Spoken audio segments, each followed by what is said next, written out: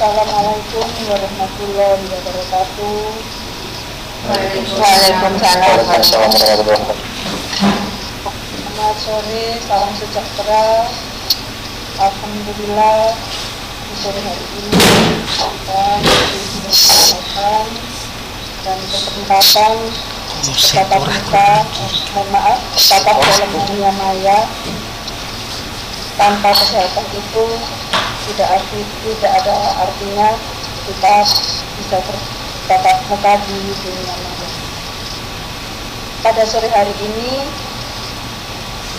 yang pertama ingin saya ucapkan terima kasih yang sebesar-besarnya pada yang memfasilitasi dalam hal ini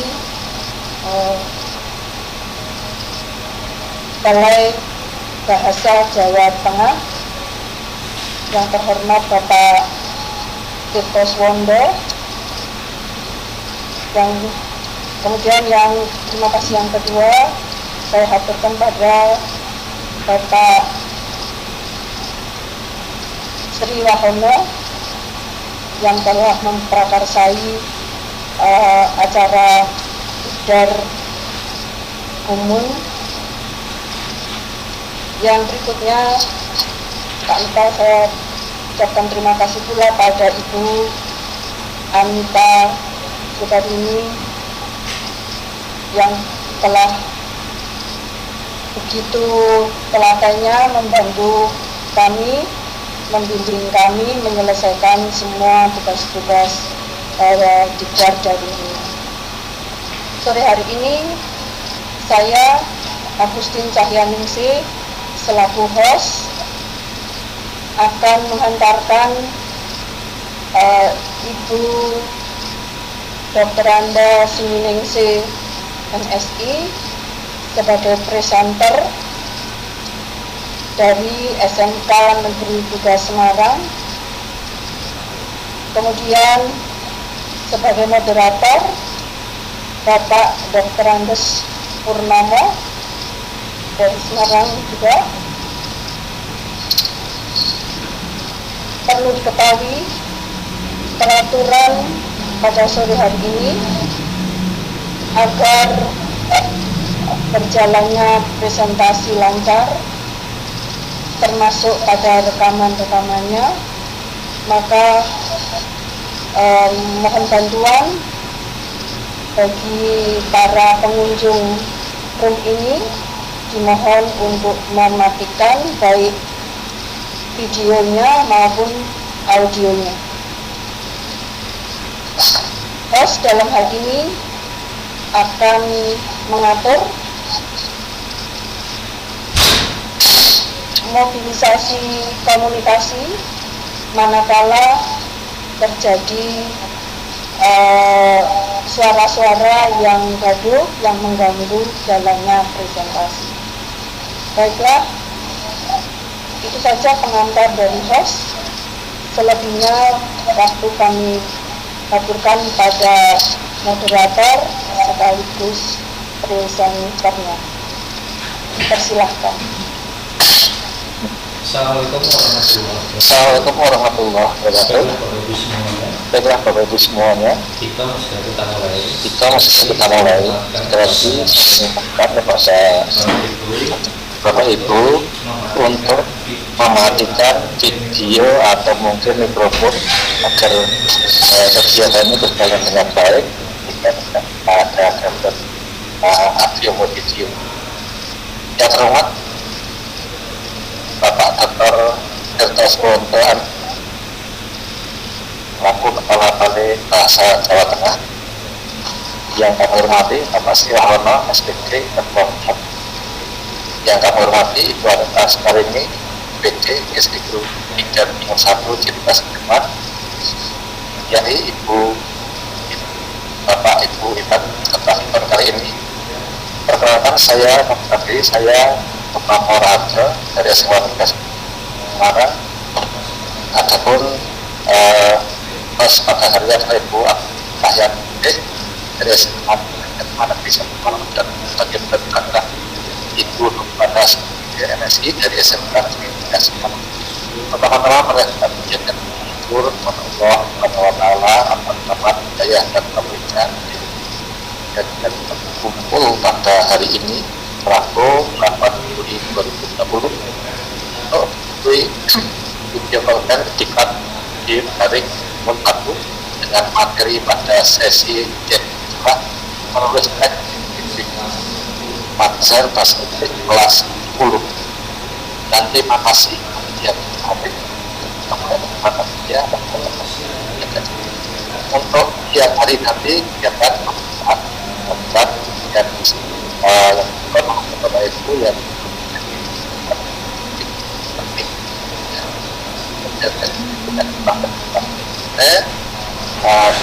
kemudian banyak jawab, kemudian nanti dan sedikit nanti akan review dari materi yang disampaikan pada siang hari. Gimana Bu? Ya? Terputus-putus ya Bu? Ya, terputus.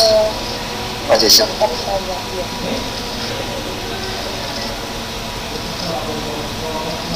Halo? Lanjut Pak. Masih terputus Bu? Halo? Masih terputus? Ya. Oke. Bu, baiklah, selesai itu. Ya. Lanjut. Oleh Bapak Ibu sekalian, untuk kegiatan selanjutnya berhubung sudah saya sampaikan terkait dengan ketentuannya, maka kepada yang hormat Ibu Simuningsih untuk mempresentasikan materinya, sepenuhnya waktu saya serahkan kepada Ibu Simuningsih. Monggo Ibu Simuningsih. Ya. Terima kasih Bapak Ibu. Yang hormat dari kami, dari saya selaku presenter pada siang hari ini, saya akan membawakan materi bahasa Inggris teks deskriptif untuk materi yang harus saya sampaikan nanti akan kami bagi menjadi beberapa bagian. Yang pertama materi, kemudian nanti akan saya beri contoh materi, kemudian sampai ke evaluasi. Sebelumnya saya terima kasih kepada Ibu Agustin selaku host, kemudian pada Pak Purnomo selaku moderator yang sudah memberikan kesempatan kepada saya untuk menyampaikan materi. Bapak Ibu yang saya hormati, terima kasih yang berada di sini. Kita di sini nanti akan sharing dan berdiskusi mengenai teks deskriptif. Baiklah Bapak Ibu, kita mulai dari materinya. Sebelum ke materi, izinkan saya menyampaikan jenis-jenis teks yang ada dalam bahasa Inggris. Yang pertama, descriptive text, isinya itu to describe a particular person, place, or thing. Di sini teks deskriptif adalah untuk mendeskripsikan orang atau tempat atau benda secara terperinci. Jenis teks yang kedua yaitu narrative text.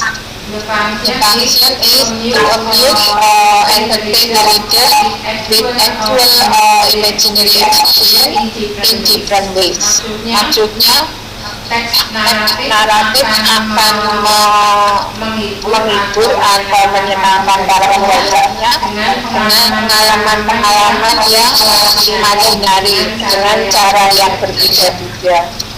Kemudian, narrative always deal with a problem, which leads to the climax and then turn to a solution to the problem.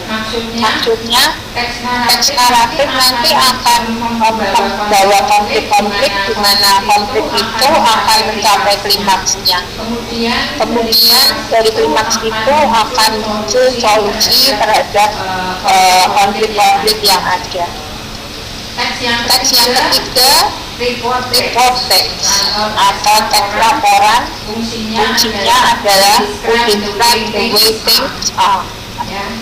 Jadi untuk mendeskripsikan suatu hal. Misalnya, for example, man-made thing atau benda buatan manusia, atau tentang laporan hewan dan tanaman atau tumbuhan. Jenis part yang keempat, we count text to tell the readers what happened in the past through a sequence of events. Maksudnya akan memberitahukan baca yang sudah terjadi di waktu lampau dengan ada urutan kejadian. Jadi kejadiannya sudah lama sudah terjadi. Kemudian yang kelima, prosedur teks function is to help us to attach or make something. Bantu kita mengerjakan suatu tugas ataupun membuat sesuatu. They can be a set of instruction or direction. Di teks prosedur nantinya akan berupa serangkaian petunjuk atau perintah. Baiklah Bapak Ibu, itu jenis-jenis teks. Nanti kita akan fokus kepada tes deskripsi. Ya, kita ke tes deskripsi. Ini saya beri definisi ada dua, yang satu berbahasa Indonesia, yang satu berbahasa Inggris. Ya, karena kita hari ini mau berdiskusi tentang mata pelajaran bahasa Inggris. Descriptive text is a text which says that a person or a thing is like. Its purpose is to describe and reveal a particular person, place, or thing. Jadi, teks deskripsi itu sebuah paragraf di mana gagasan utama disampaikan dengan cara menggambarkan secara jelas ciri-ciri orang, objek, tempat, atau peristiwa. Tujuannya untuk menggambarkan atau mendeskripsikan suatu objek dengan jelas. Jadi nanti apabila kita mengajarkan tentang tes deskripsi, kita usahakan siswa-siswa kita menggunakan panca indera mereka secara mandiri, secara kreatif. Misalnya kita sampaikan gambar tentang suatu tempat, bisa tempat bersejarah, bisa sekolah kita di Jawa Tengah, bahkan bisa tempat bersejarah di Indonesia atau bahkan di luar negeri. Keluar tentunya juga mengenali tempat-tempat bersejarah di kota kita masing-masing. Seperti Semarang, Surabaya ada untuk mengenali tempat bersejarah, misalnya Lawang Sewu, Masjid Baitur Rahman, Masjid Agung Jawa Tengah, Gereja Gendul, atau Kelenteng Samokong. Itu nanti kita bisa beri gambar, kemudian anak-anak atau siswa kita minta untuk mendeskripsikan tempat tersebut menggunakan panca indera. Jadi tidak kita batasi, boleh mereka menggambarkan bentuk bentuknya atau isinya apa di dalamnya atau sejarah gedung itu. Kemudian jika kita beri materi deskripsi orang, kita bisa memberikan gambar orang-orang yang penting atau famous person, misalnya Bapak Soekarno atau tokoh-tokoh penemu revolusi industri, penemu mesin uang, penemu listrik, dan seterusnya. Nanti anak-anak akan berkreasi menggunakan panca inderanya. Deskripsi orang bisa menggambarkan orangnya secara fisik atau ciri-cirinya atau kompetensi orang tersebut. Misalnya orang tersebut ahli di bidang apa atau jasa orang tersebut, baik orang yang sudah meninggal maupun yang masih hidup. Kemudian peristiwa bisa, misalnya peristiwa bersejarah, misalnya waktu ada tsunami di Aceh itu bisa kita sampaikan. Atau kalau objek misalnya yang tren saat ini yang kita alami pada saat ini adalah pandemi virus, bisa kita sampaikan, kita beri gambar COVID-19, virus COVID-19, kemudian kita minta siswa untuk menggambarkan secara rinci sesuai kemampuan mereka masing-masing. Biasanya kita beri tugas satu paragraf bisa berisi 2, 3, atau 4 kalimat. Sehingga anak atau siswa akan berkreasi sesuai dengan kemampuan mereka. Tentunya kita harus memberi contoh dulu ya Bapak Ibu. Baiklah kita lihat contohnya nggih. Nah, di sini saya beri contoh ada gambar, mestinya Bapak Ibu sudah paham itu Candi Borobudur. Tinggal kita berikan deskripsinya. Kita mulai dari namanya, nama benda-bendanya, misalnya Borobudur Temple. Di sini tertulis Borobudur Temple is a temple in Magelang Regency, Napa Pramudiran. Nah, jadi bisa mulai dari situasinya atau alamatnya atau letaknya. Borobudur is one of the largest and most complete chamber of this relief in the world. Kalau Candi Borobudur. Kemudian contoh yang kedua, ini juga masih tempat bersejarah. Ini di kota kami yaitu Semarang, ada Lawang Sewu. Lawang Sewu is a colonial building and located in Semarang. The name Lawang Sewu comes from Japanese, which means thousand doors. The name comes from the design of the building that has many doors. Jadi Lawang Sewu adalah bangunan kolonial yang letaknya ada di Semarang. Ya. Kemudian namanya, dari mana nama Lawang Sewu berasal? Lawang Sewu berasal dari bahasa Jawa yang artinya 1000 pintu. Apakah benar jumlahnya 1000? Ya. The name comes from the design of the building. Jadi nama Lawang Sewu asalnya dari desain bangunan, di mana bangunan itu punya banyak pintu tempat bersejarah. Jadi memang ada kompetensi di mana kita harus dapat mengenali tempat-tempat bersejarah di kotanya, baik di Indonesia maupun di luar negeri. Contoh yang berikutnya yaitu sudah mengenali saya ini Soekarno. Kemudian yang kedua Pak Menteri Pendidikan kita. Saya dimulai dari namanya dulu ya, Insinyur Soekarno is the first president of Indonesia. Soekarno was born on June 6, 1901 in Surabaya. Jadi Bapak Soekarno itu, Insinyur Soekarno adalah presiden pertama Indonesia. Beliau lahir di tanggal 6 tahun 1901 di Surabaya. And was given the name Kusno Sosrotiharjo. Bernama Kusno Sosrotiharjo. Spera Latin name him Soekarno after his wife was ill. Sang Soekarno beri nama Soekarno setelah beliau sembuh dari penyakit yang penyakit patah. Ada kemungkinan mungkin siswa kita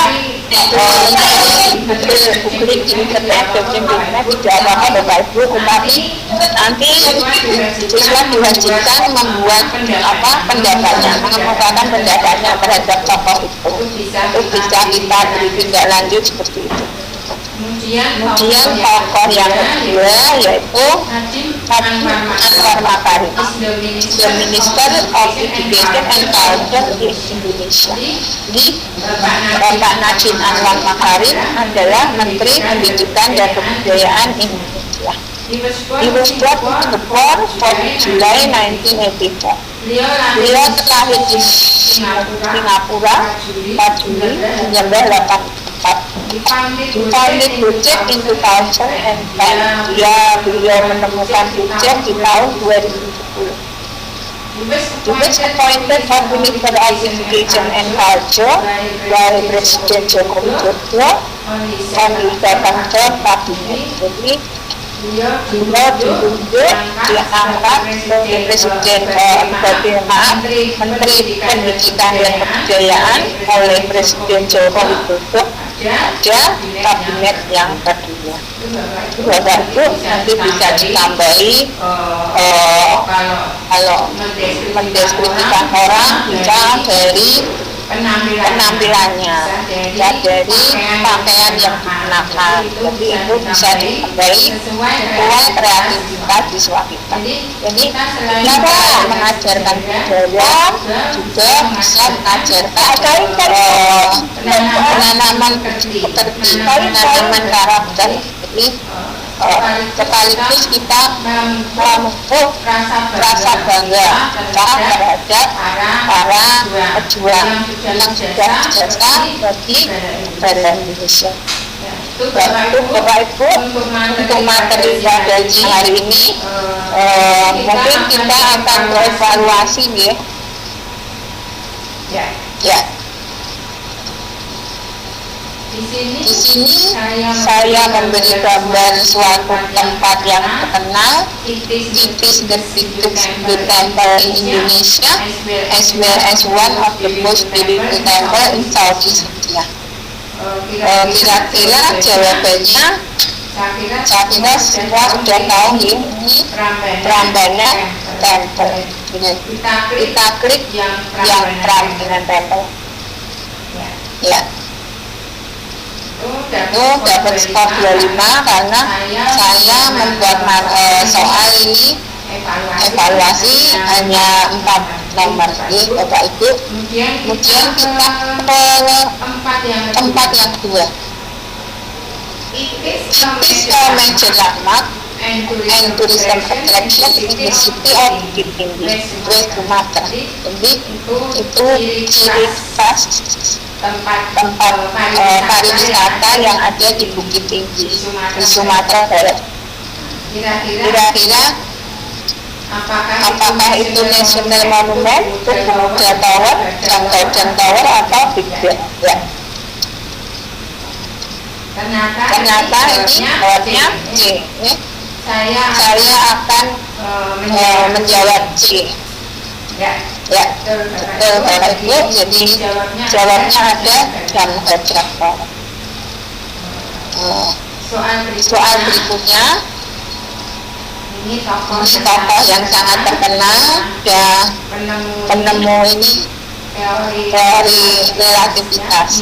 He was a German-born theoretical physicist who developed the theory of relativity. Jadi beliau itu mengembangkan teori relativity, one of the two pillars of modern physics.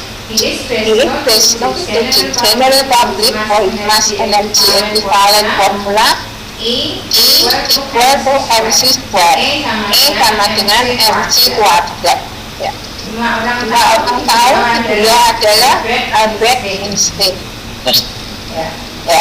Albert Einstein. Ini soal terakhir Bapak Ibu. Saya kira semuanya paham. Ini gambar virus COVID-19 ini. Ini sekaligus materi untuk mendidik siswa kita agar menghindari paparan pandemi virus COVID-19. COVID-19 is an infectious disease of the newly discovered coronavirus. Jadi COVID-19 itu penyakit yang menular yang disebabkan oleh coronavirus. the best way to prevent and to slow down transmission. Jadi cara yang paling baik untuk mencegah dan mengurangi penyebarannya is beware informed about the COVID-19 virus. Jadi siswa harus diberi informasi yang baik tentang COVID-19. Ya, and how it spreads, dan bagaimana COVID-19 itu menyebar.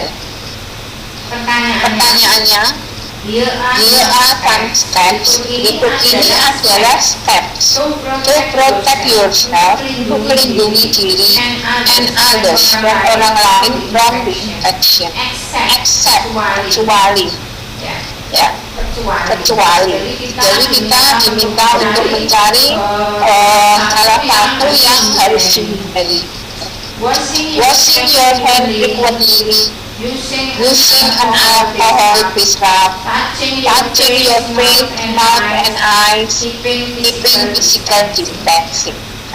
Kira-kira nanti kita dapat melihat hal mana saja yang harus kita laksanakan untuk melindungi diri dan orang lain, dan mana saja yang harus kita hindari. Berarti ini yang ditanyakan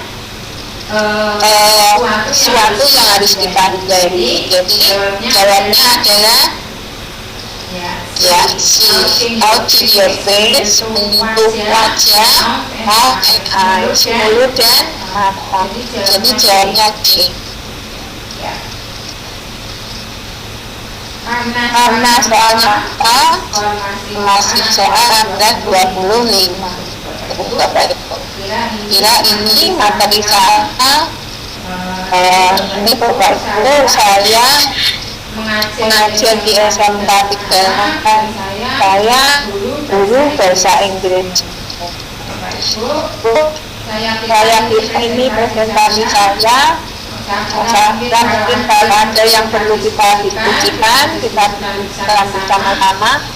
Kalau saya belum bisa menjawab, nanti kita juga akan sampaikan kepada Ibu Instruktur. Demikian Bapak Ibu presentasi materi dari saya. Waktu saya kembalikan kepada Bapak Purnomo. Monggo Pak Purnomo. Baik, terima kasih Bu Nik. Bu Suminingsih yang sudah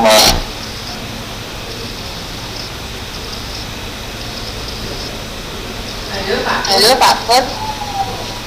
Tidak ada suaranya. Pak Pur di luar. Saya dengar tadi.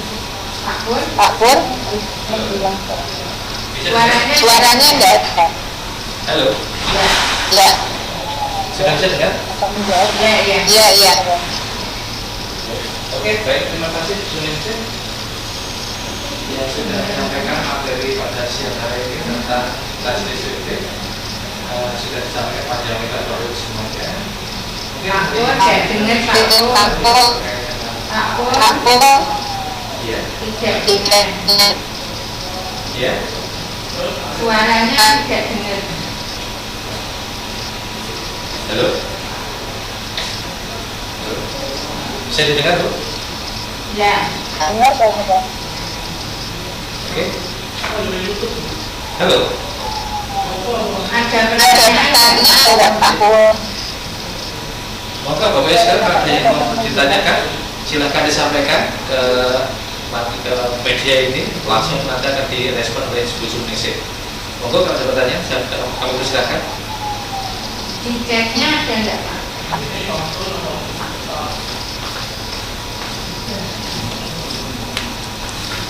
Halo, di chatnya tidak nampak ada pertanyaan. Mungkin bisa disampaikan langsung. Monggo Bapak Ibu.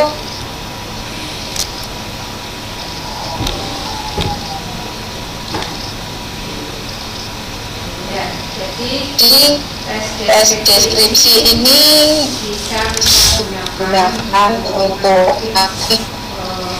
kreativitas, imajinasi, karena bisa menggunakan keindahan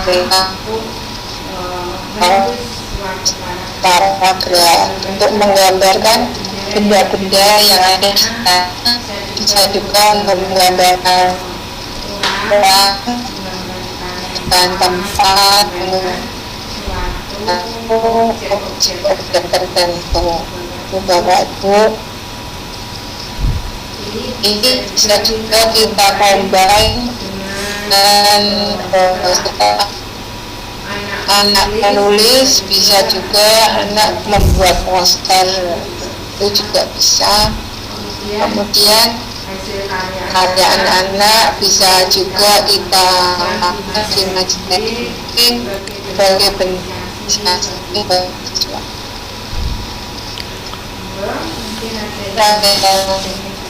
diskusi. Monggo Bapak Ibu sekalian, kalau ada yang mau menanyakan, di sini hadir pada siang harinya ada 14 orang. Di antaranya Bu Agustin sendiri, saya sendiri, kemudian Bu Sumeningsih, kemudian Pak Agus Susilo, kemudian Bu Anita, Pak Darmis, kemudian juga Bu Anita menggunakan dua perangkat. Kemudian ada Pak Derek, kemudian Bu Dwirnawati, Bu Heni Wijayanti, kemudian ada akun Pak Rasto, kemudian juga akun Pak Imaji. Monggo yang mau menanyakan diberikan langsung direspon oleh Bu Sumeningsih. Pak Pur sendiri mungkin ada pertanyaan Pak Pur. Oke, baik Bu Sumeningsih, kalau tidak ada pertanyaan dari kawan-kawan, saya ambil dulu option ini. Bu Sumeningsih, bagaimana kalau kita menyampaikan materi-materi untuk katanya dengan pelajaran keteknikan, karena kebetulan saya mengajar di teknik tenaga listrik, mungkin materi deskriptif ini bisa saya sampaikan dalam bentuk yang bagaimana sehingga saya nanti bisa menggunakan moda ini untuk memberikan pembelajaran pada anak-anak saya. Terima kasih Bu Ning. Pak Purnama di mengajar jurusan apa? Jurusan teknik tenaga listrik. Listrik nih. Berarti pandai nyetrum dong. Mau disetrum ya? Jadi untuk anak SMK ya, SMK ini kebetulan Pak Purnama itu guru listrik nih. Ini bisa Pak Pur kita apakah ada kompetensi pengenalan anak Pak Pur? Ada banyak sekali. Jadi memang Kelas berapa itu? kelas 1 ada, kelas 2 ada, kelas 3, kelas 10, 11, 12, 13 semuanya. Ya baik. Jadi ketika anak-anak itu harus itu kalau kelas 10 kan berarti dari SMP ya. Betul, dari SMP. Ya, SMP kemudian pengen masuk SMK, di mana SMK itu sekolah menengah kejuruan. Jadi kita bisa mulai dari alat-alat yang akan digunakan nanti untuk pelajaran praktek. Aku ngajar pelajaran praktek. Ada hampir semuanya praktek. Ya, jadi alat-alat itu bisa ditampilkan dengan gambar atau secara real. Karena ini mungkin PJJ ya, jadi bisa kita download dari internet gambar-gambar alat yang sesuai dengan materi Pak Purnama. Nanti misalnya bur listrik, elektrik drill ya. Elektrik drill itu bisa kita minta anak mendeskripsikan dari bentuknya, kemudian dari tampilannya. Misalnya elektrik drill itu terdiri dari apa? Ada gagangnya, ada kabelnya, ada mata bor dan lain-lain. Misalnya this is an electric drill. It consists of, jadi bor itu terdiri dari misalnya apa kabel, handle dan lain sebagainya. Kemudian bisa melanjut ke fungsinya.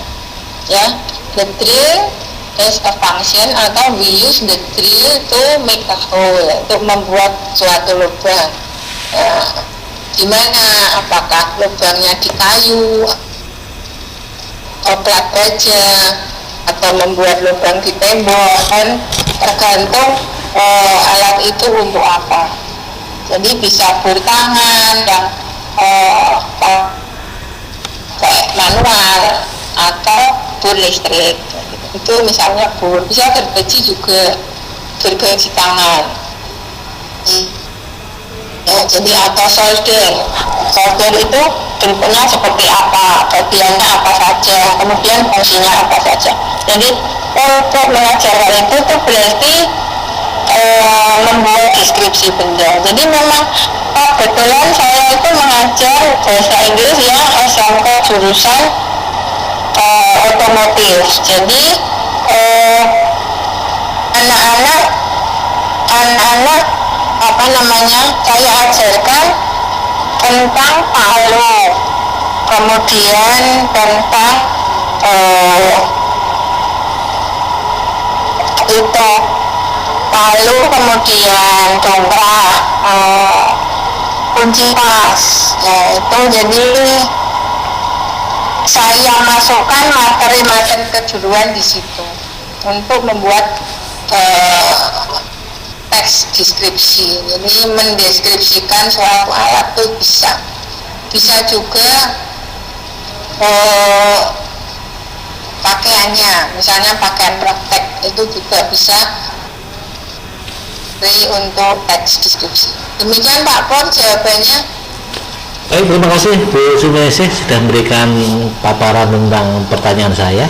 Mungkin ada kawan-kawan semuanya, monggo dipersilakan untuk menanyakan di sesi ini.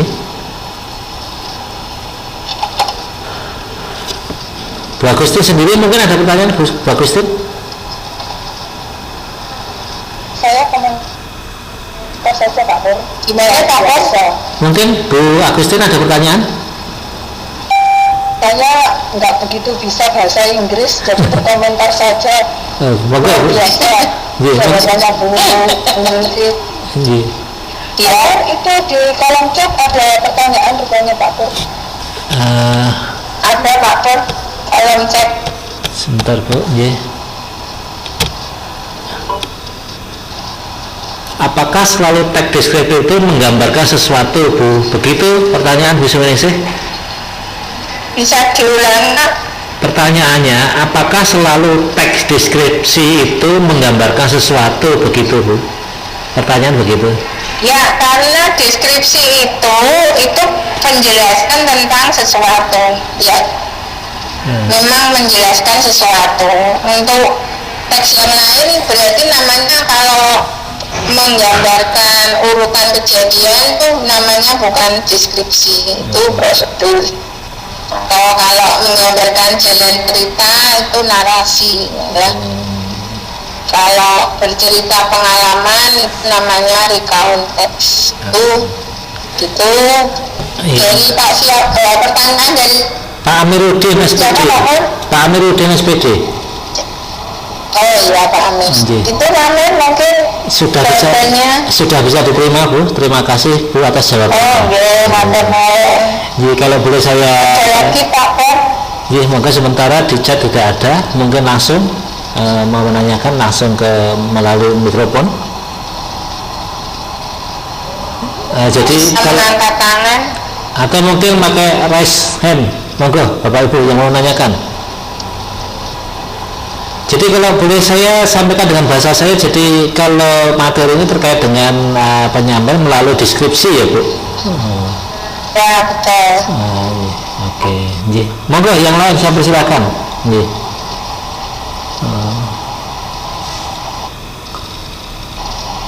Baik, kalau tidak ada pertanyaan 1, 2, 3, 4, 5, 10 tidak ada pertanyaan sementara, mungkin Bu Suminingsih akan memberikan closing meeting hari ini untuk bisa memberikan closing materinya maksudnya. Monggo. Ya Bapak Ibu, dari semua jenis teks itu memang teks deskripsi yang paling dapat memancing kreativitas siswa. Jadi siswa nantinya akan pandai mengungkapkan ide-ide, mengungkapkan pendapat tentang sesuatu. Tapi sesuatu itu sudah ada, kita berikan gambarnya, ya. Terutama ketika PJJ ini anak mungkin ada yang browsing jawabannya sama, tapi tidak apa-apa. Yang penting kita sudah memberikan motivasi pada anak-anak terus belajar. Dan jangan pernah menyerah Bapak Ibu, tetap semangat meskipun kita di suasana pandemi COVID ini, kita harus tetap bersemangat memberikan segala kemampuan, segala tekad kita untuk membimbing siswa kita yang ada di rumah. Terima kasih Bapak Ibu atas perhatian dan kehadirannya serta partisipasinya. Mohon maaf apabila saya dalam menyampaikan materi ada yang kurang berkenan. Demikian Bapak Ibu, saya akhiri. Wassalamualaikum warahmatullahi wabarakatuh. Waalaikumsalam warahmatullahi wabarakatuh. Waktu saya kembalikan Pak Purnomo. Terima kasih Bu Ning sudah menyampaikan, memaparkan materi pada siang hari ini tentang tes deskriptif. Karena Bu Ning sudah mengakhiri paparannya, sehingga kita anggap untuk kegiatan pada siang hari katanya dengan pertemuan tentang tes deskriptif sudah cukup. Maka karena saya yang berfungsi sebagai pengendali kegiatan pada siang hari ini, untuk sementara baik waktu sepenuhnya saya kembalikan kepada Ibu Agustin untuk memfungsikan diri sebagai hostnya. Terima kasih, monggo Bu Agustin, terima kasih sekali. Baik Pak Pur, alhamdulillah secara keseluruhan presentasi telah berakhir. Sangat luar biasa presentasi yang dibawakan oleh Ibu Dr. Anda Sumiati. Terima kasih pula atas partisipasi dari semua yang bergabung di room ini. Mohon maaf manakala yang bekerja di sore hari ini penuh dengan kekurangan, maka hanya dari kami selaku manusia yang tidak sempurna. Demikian pula saya selaku host, mohon maaf yang sebesar-besarnya manakala banyak kekurangannya. Terima kasih sekali lagi, saya akhiri. Wassalamualaikum warahmatullahi wabarakatuh.